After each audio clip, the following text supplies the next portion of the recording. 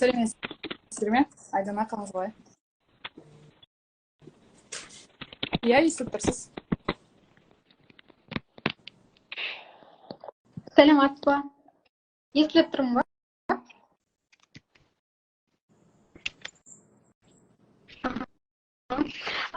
Біздің тікелей эфирімізге қош келдіңіз. Қалыңыз қалай? Иә, енді естідіңіз. Рахмет. Жақсы, шүкір, қайырлы кеш. Өздеріңізде жұмыстарыңыз қалай болып жатыр? Біздің тікелей эфирімізге қош келдіңіз. Қалыңыз қалай?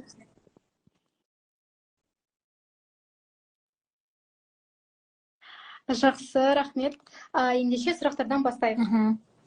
Жалпы басынан бастап айтып кетсем, осы жоба Мәдениет және ақпарат министрлігінің қолдауымен 2023 жылы 25 жылға дейін жалғасатын жоба.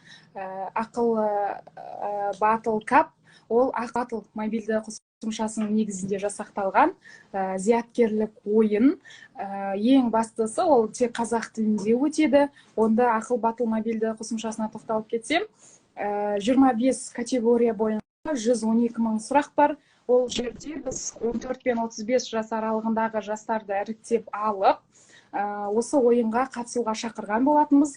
Ол ағымдағы жылы 1 мамыр күні басталып, 15 мамыр аралығында бірінші кезең өтті. Бірінші кезеңде 100 мың жас қатысты. Ол әрине өте ауқымды деп мен айта алушы едім, себебі енді осындай интеллектуалды жарыстарға 100 мың жас қатысу деген үлкен көрсеткіш. Бұл біздің бірінші кезең, яғни бірінші кезеңнен біз әр 17 облыс 3 қаладан топ 100 адамдарды іріктеп алдық, яғни республика бойынша 2000 қатысушы. Осы 2000 қатысушы екінші кезеңде өз арасында тағы да білімдерін сынасты, ойын көрсетті деген сияқты. Ол 15-25 шілде аралығында онлайн форматта ақыл батл мобильді қосымшасында өтті. Онда 2000 қатысушының ішінен республикаға, Астана қаласында өтетін офлайн форматындағы финалға 180 қатысушы жолдама алды.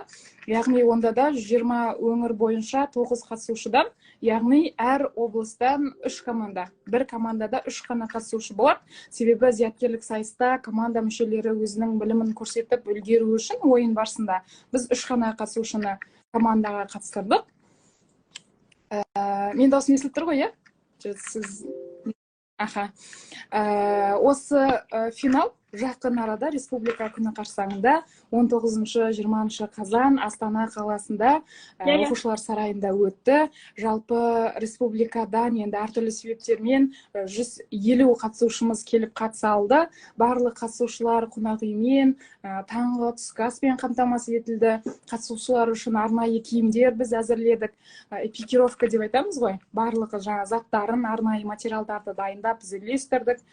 Жалпы 19-20 күні өткен финал қатысушыларға өте ұнады деп айта аламын.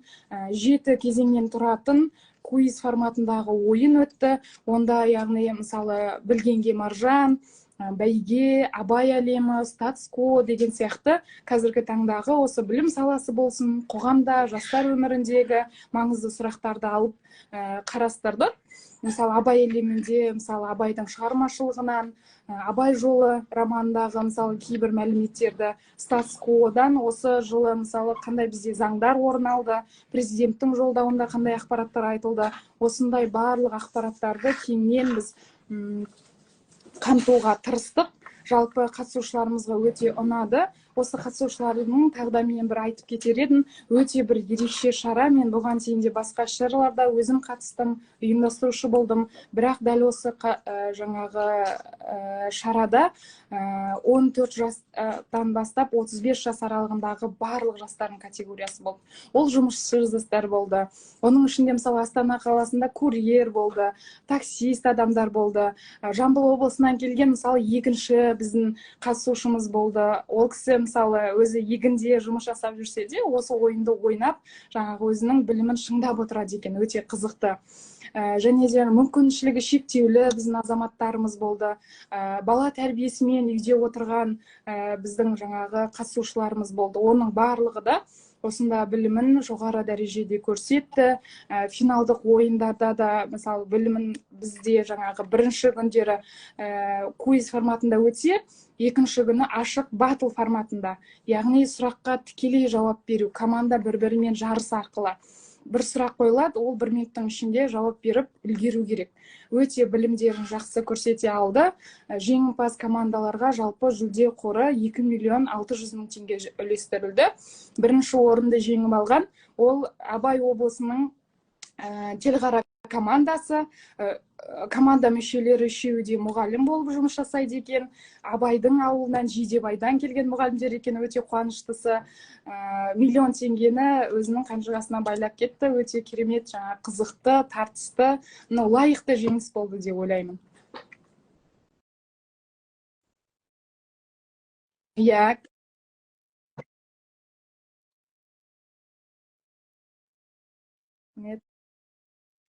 Ал ақыл батылдың қосымшасы да бар, иә?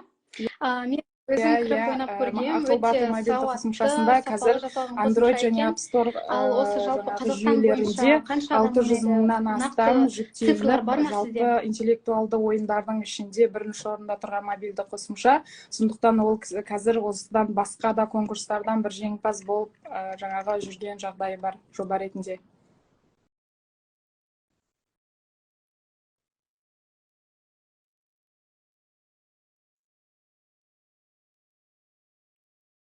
Ақыл батыл мобильді қосымшасындағы сұрақтарды арнайы мамандар дайындайды. Көбінесе мұғалімдер, жоғарғы оқу орындарының мұғалімдері, оларға бір келісім түрде қаражат төленеді. Олар өздері тексерілген сұрақтарды өзінің жауаптарымен бірге бізге дайындап береді.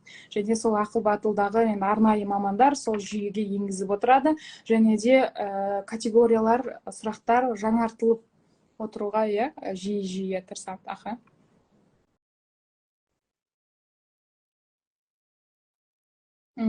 Жаңа айтып өттім, тағы да қысқаша айтсам, ақыл батыл кап 25-ші жылға дейін өткізуді жоспарлап отырмыз. Кешегі жолы Астана қаласына келген қатысушылардың арасында өте жоғары қызығушылыққа ие болды.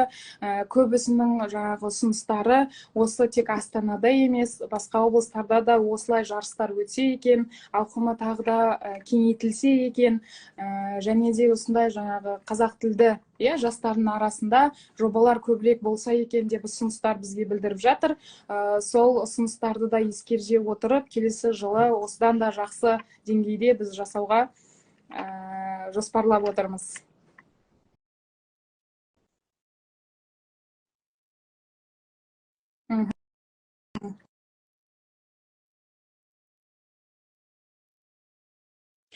Рахмет, ендеше біздің тікелей эфиріміз аяқталуда.